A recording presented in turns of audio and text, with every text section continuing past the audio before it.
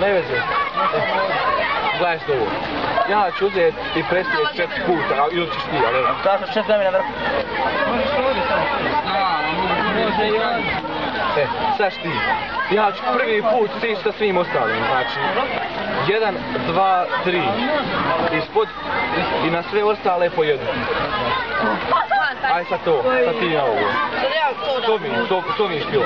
Znači 3 uzmeš, staviš ispod, jednu ovdje, jednu ovdje, jednu ovdje. Ajde. Jednu stavim ovako ispod. 3 staviš ispod. Ispod.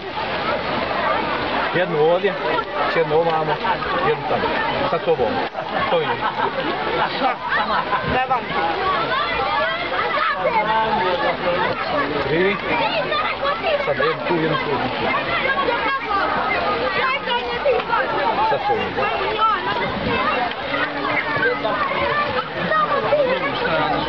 Jednu ovdje.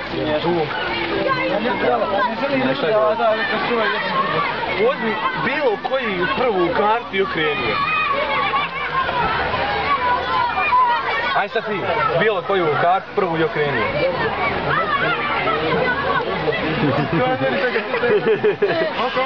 Presmiješan ti.